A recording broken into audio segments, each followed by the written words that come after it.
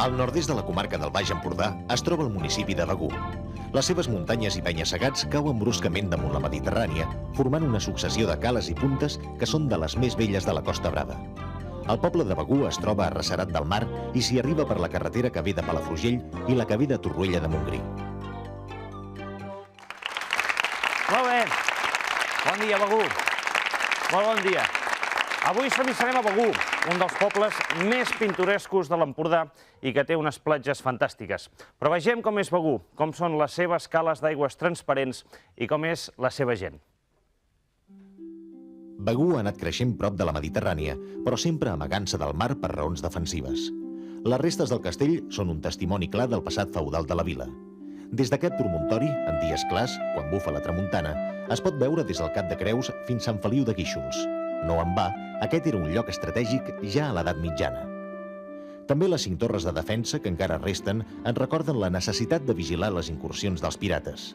Les més ben conservades són la de Sant Ramon, la de Can Forgues i la del Mas Ping, que va ser propietat de la popular ballarina de flamenc Carmen Amaya, que va morir el 1963 en aquesta població.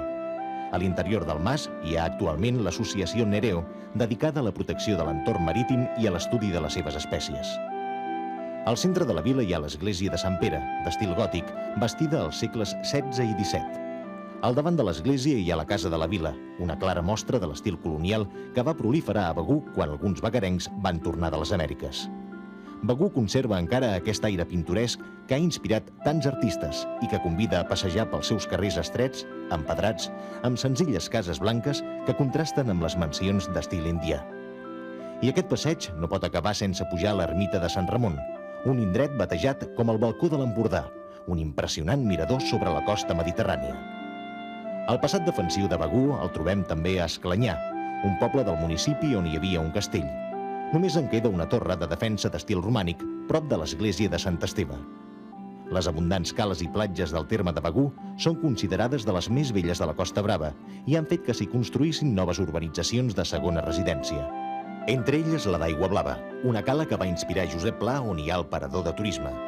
Sa Tuna i Sarriera, 2 cales d'aigües transparents. L'antic nucli de pescadors de Fornells i el promontori de Cap Sassal, on hi va haver un dels hotels més luxosos de la costa catalana, ara convertit en apartaments. Tot un conjunt paisatgístic exemplar de la Costa Brava.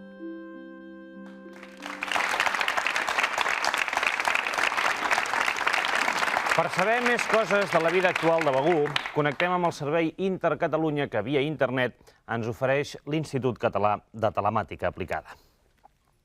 Així, per exemple, podem constatar en aquestes gràfiques el següent, que poc més de la meitat de la població de Begur, concretament el 51%, es dedica al sector de serveis.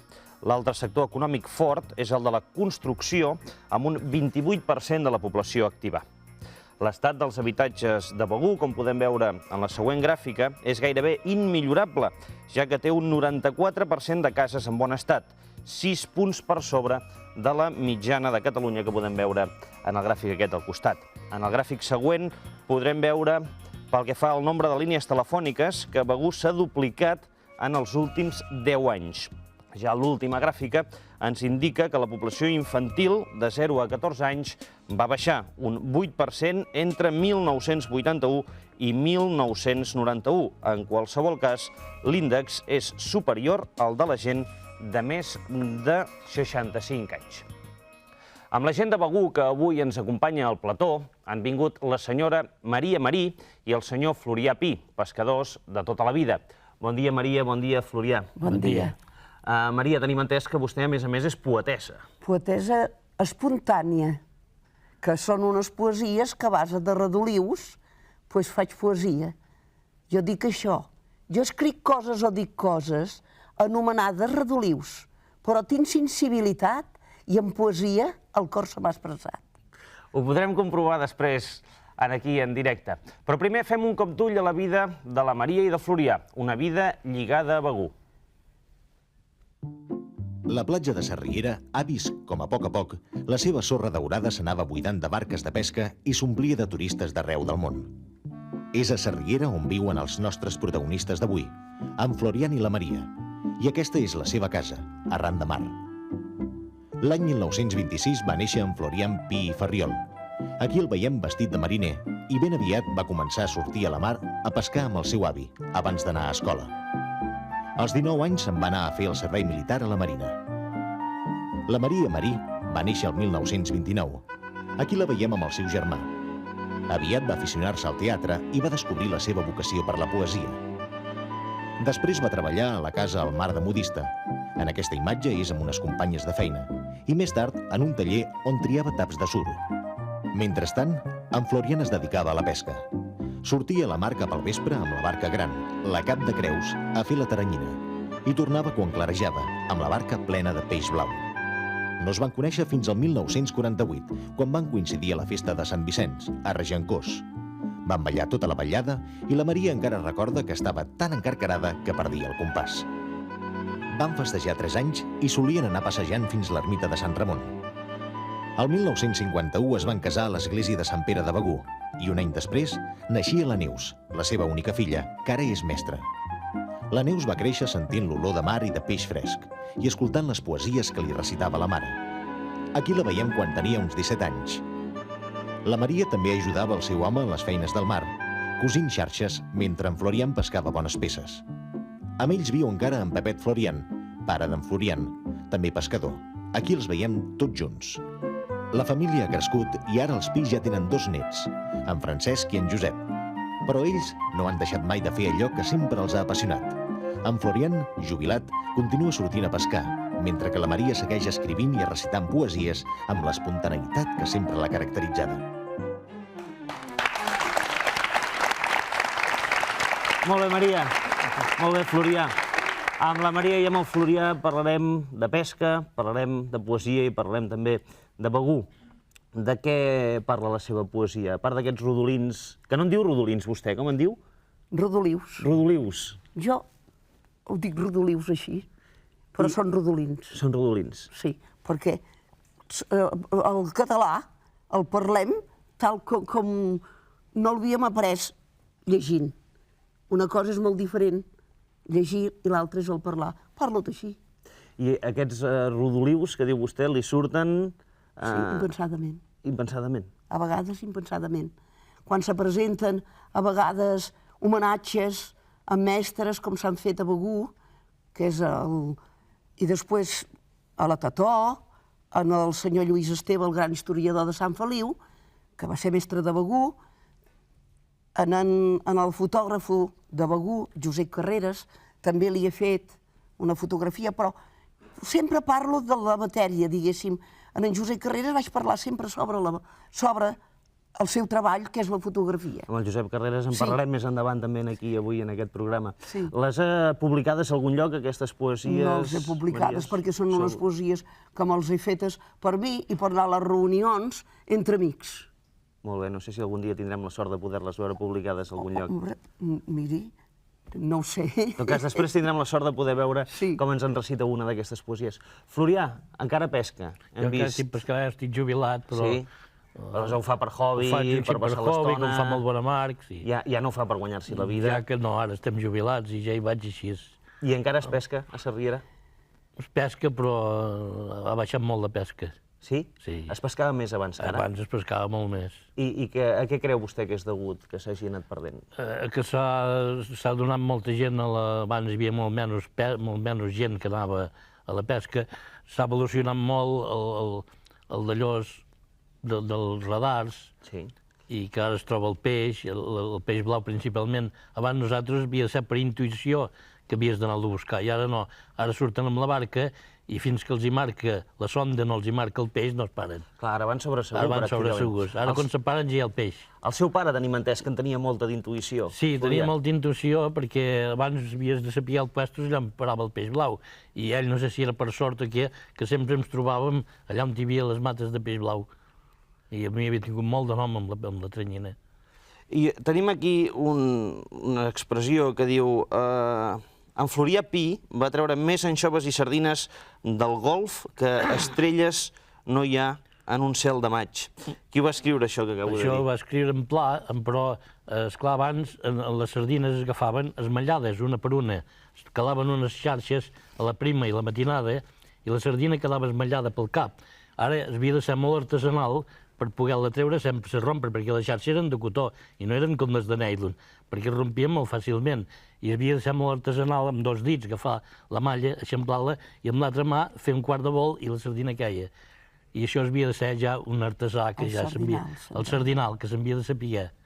El Josep Pla també havia dit de vosaltres que éreu gent molt acollidora. Sí, perquè venia molt, venia algunes vegades a casa. Ja el va conèixer el meu avi, el senyor Pla, a casa amb Ventós i Calvell, perquè eren molt aficionats a la caça, i en Ventós i Calvell també, i els enviava a buscar perquè teníem gossos molt bons d'anar a caçar, i veníem a buscar-los a casa amb el meu avi i el meu pare, i anaven amb en Pla, i anaven a Ventós i Calvell, i anaven a cacera allà en el cotat d'Aigua Blava. Tenia un coto. Maria. I fer ranxos. Una d'aquestes poesies. Vinga. Begur és un poble que enamora a romàntics i pintors, encisats de ses platges on viuen els pescadors. Sa riera encisera, com princesa somrient, té les illes Medes sempre al seu davant. L'Estartit, el Freu i també el Cap de Creus. Gou de Roses, a on passen els vaixells per anar a la frontera i allà es va perdre en Cabrera. Sa riera té un nou encant quan arriba l'estiuejant. L'estiuejant a la ciutat ho té tot programat i sol sospira en venir per gaudir tot el d'aquí. Gràcies a TV3 per haver-nos convidat a venir aquí per parlar del nostre poble i tots junts poguem-ne gaudir. Ho he fet expressament. Moltes gràcies, Maria. Moltes gràcies, Florià. Ara repartirem uns quants lots de llibres. Bon dia, Carme. Hola, bon dia. Ja hem vist que a la senyora Maria els rodonins li surten amb molta facilitat, sense pensar. Aquí al concurs han de pensar vostès una mica més. Jo els recordo el telèfon ara mateix, el 473 15 46, 473 1546. Recordin que tenen premis magnífics esperant-los ara mateix pels concursants que truquin i endevinin les preguntes. Tenim, ja ho saben, una subscripció per un any a Cercle de Lectors, a més, el refranyer català i un lot de 5 llibres sobre la història, la costum, la vida a Catalunya, per conèixer encara millor el nostre país. I per qui contesti bé, correctament, la mega pregunta, també saben que els espera la gran geografia comarcal de Catalunya. No sé si tenim alguna trucada, provem-ho. Bon dia. Sí? Hola. Hola, bon dia. Em diu el seu nom? Maria Josep. Maria Josep, des d'on? d'Ulldecona. D'Ulldecona. Molt benvinguda, Maria Josep. Com ha passat el cap de setmana? Bé? Bé. Molt bé, doncs a veure si ho arrodonim i s'emporta el premi. Atenció, avui mateix, s'inauguren les 6 primeres estacions de la línia 2 del metro de Barcelona, de Sant Antoni a Sagrada Família. Quin és el color distintiu d'aquesta nova línia? El groc? El groc? No. De groga ja n'hi ha una, Maria Josep. És el lila, el violat. Ho sentim moltíssim. Provi un altre dia. Vale. Gràcies. Adéu-siau. Més trucades. Bon dia. Bon dia. Hola, bon dia. Com es diu, si us plau? Montserrat, Montserrat, des d'on? de Barcelona. Molt bé, de Barcelona. Per tant, la pregunta d'abans suposo que la sabia, oi? I tant. I tant. A veure si sap aquesta. Fixis en aquestes imatges, Montserrat. A la dreta de la seva imatge pot veure l'ànima de la Fira del Disc del Col·leccionista, un certamen que, com cada any, es farà a Barcelona del 20 al 22 d'octubre. Aquí el veiem amb l'alcalde d'Alella durant la festa de la Verema d'aquest any. De qui es tracta? Qui és el personatge de la dreta? Ajuda. Ajuda. Molt bé, doncs estigui pendent a veure què passa amb la següent trucada. Gràcies, Montserrat. De res, bon dia. Adéu-siau, bon dia. Última trucada de la primera roda. Bon dia. Bon dia. Hola. Hola. Vostè vol ajudar la senyora Montserrat? Sí. Sí? Sí. A veure, doncs digui'm el nom, el seu nom. Maria Teresa, Maria Teresa, des d'on? d'Olesa de Montserrat. Des d'Olesa de Montserrat, molt bé. Vostè sap qui era el personatge de la dreta? Sí, Jordi Tardà. Jordi Tardà.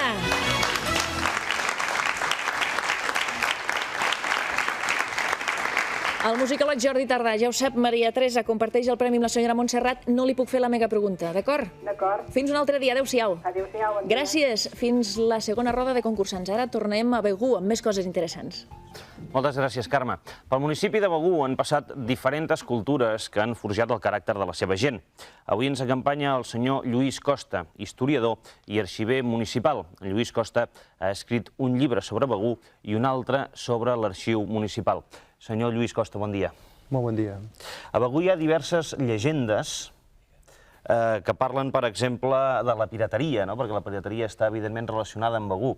N'hi ha una, concretament, que és la del cautiu oculista, que ens agradaria que ens expliqués així d'entrada. Efectivament, en la introducció que ha fet el programa ja heu situat una mica el tema en relació a aquest problema que van patir no només Begur, sinó molts altres pobles de la Mediterrània occidental, i que era aquestes ràtzies, aquestes invasions de pirates provinents essencialment del nord de l'Àfrica.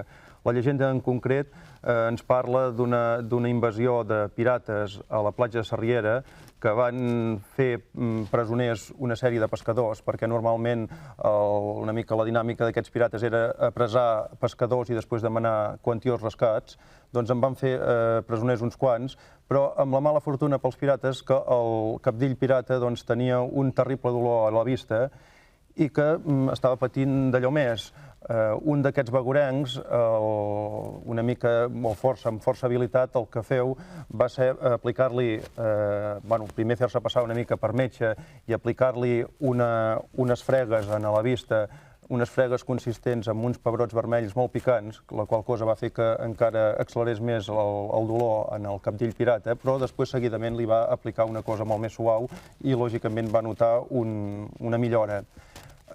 Com a premi, aquests captius van ser alliberats. Al cap d'uns anys, i aquí potser ve la cosa curiosa de la llegenda, aquest mateix begurem va tornar a ser fet presoner i al ser traslladat en el nord de l'Àfrica, a l'Alger, el cabdill pirata, al reconèixer-lo en senyal d'agraïment d'aquelles cures que li havia fet feia uns anys en el mateix Begur, el va alliberar no sols amb ell, sinó tota la tripulació. Aquests rescats que demanaven, qui els pagava? Els pagava la família del pescador o es feia algun tipus de recol·lecta a tot el poble per tal de poder-los alliberar? O com funcionava tot això? Això generava tota una dinàmica que es creaven unes germandats, algunes, les més importants, potser arredors de la mateixa parròquia i d'altres del mateix municipi, el que entendríem ara per ajuntament. Doncs llavors, a partir d'anar recollint aquests diners, que els mateixos pescadors també hi dedicaven un tant per cent de la pesca dels diumenges, doncs feien possible aconseguir reunir aquests diners per alliberar-los. Lluís, què eren els corelladors? Ho dic bé, això? Corelladors? Sí, és una paraula una mica difícil de pronunciar, però els corelladors eren les persones que es dedicaven a la pesca del corall. La paraula ve d'un estri que es feia servir per arrencar el corall del fons del mar, que era la corallera, que era com un pal molt llarg, amb unes potes a baix en formes de creu i unes peces metàl·liques a les puntes i un plom que feia que anés a parar al fons del mar. Aquest aparell s'abaixava al fons del mar i des de dalt s'estirava i arrencava el corall. Aquesta eina, la corallera, va fer que es popularitzés aquest nom de corallador. Ara m'imagino que deu estar prohibit pescar coral. Bé, ara hi ha unes limitacions, sí. A Begur encara hi ha edificis de tipus colonial. Quin és l'origen d'aquests edificis? Sí, això hauríem de contextualitzar una mica l'episodi explicant que a l'últim quart, més o menys, del segle XIX, Begur va patir una crisi econòmica, d'una banda per la recessió que es va produir amb el comerç del corall i de l'altra per la plaga de la filoxera. Recordem que la vinya era un producte important de Begur, això va obligar que molts begurencs haguessin d'espavilar-se i d'anar-se a buscar la vida. Això feu que moltes persones de Begur creuessin l'Atlàntic i anessin a països d'Amèrica, especialment Cuba i Puerto Rico, allò a fer les Amèriques, que es deia. Alguns van tenir sort, els altres no. Podríem continuar parlant estona i estona amb el senyor Lluís Costa, malauradament el temps no ens acompanya. Lluís, moltíssimes gràcies per totes aquestes explicacions. Moltes gràcies. La xarxa internet ens ha permès posar-nos en contacte amb la senyora Angelina Gupta, una begurenca que viu a Sydney, Austràlia, i que ens ha fet arribar aquest missatge. Diu el següent: el fet d'haver viscut en 4 continents durant els últims 40 anys no fa que oblidi la meva infantesa i joventut passades a Begur. La senyora Gupta ens recorda que fa 2 diumenges va ser la festa de Santa Reparada i diu que va explicar a la seva filla, concretament, que s'ho passaven molt bé amb les sardanes. Diu els balls a Can Mariano i també a la casa oberta als amics i parents. I acaba dient que, tot i que Austràlia és un país meravellós, no creu que hi hagi cap altre lloc com Begur. Moltes gràcies. Ara ha arribat el moment de fer una pausa. Tornarem de seguida amb una actuació molt diferent de totes les que hem vist fins ara. Un grup de rock. Fins ara.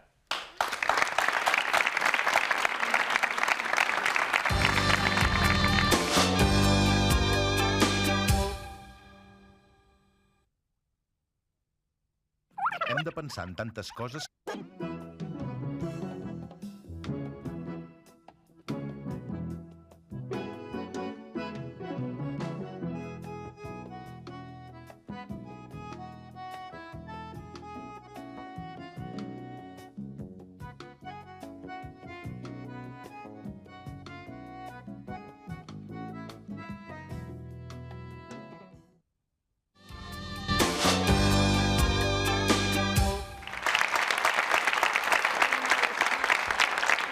El rock també ha arribat a Begur, i el rock ha arribat a Begur de la mà d'un grup que es diu... Com es diu aquest grup? Glaucs. Glaucs. Glaucs. Què vol dir Glaucs? És una herba... Bueno, no, bé, és un déu grec que es va menjar una herba i es va tornar immortal, també és un color verd blanquinós. El Jofre Verdagí és un dels membres d'aquest grup que em sembla que tenen moltes possibilitats de triomfar. No sé si heu començat ja a actuar, com a mínim per la comarca. Sí, pel Baix Empordà ja ens l'hem... Us heu patejat una mica ja amunt i avall. I el futur per on passa? Home, esperem... Per gravar algun disc, suposo? Esperem que sí. Sí? No sé, si la sort ens acompanya. A veure si amb l'actuació d'avui en aquest programa podem col·laborar-hi una miqueta i us veu algun d'aquests que s'hi dedica i us ajuda a triomfar. Què és el que tocareu? Històries curtes. Històries curtes és el títol de la cançó? El títol de la cançó. El millor que podem fer és sentir-la i veure-la. Endavant! Vinga. Vosaltres mateixos.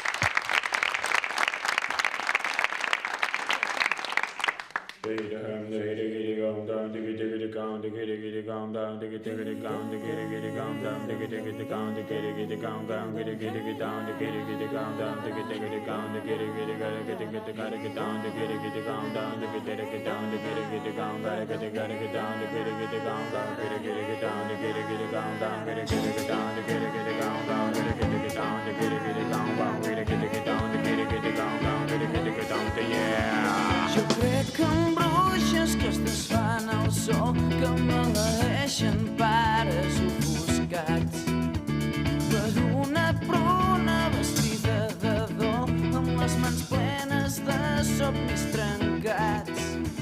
No fas la cara, no tens per què d'alçar les mans al cel.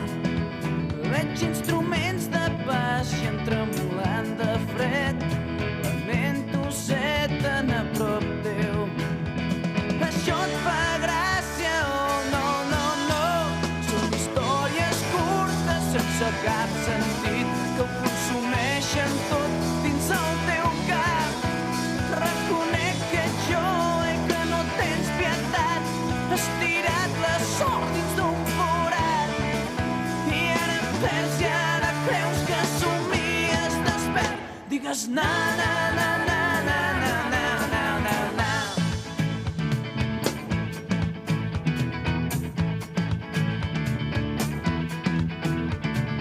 Príncep blau vagant per la ciutat, pregunta si algú ha vist el seu castell.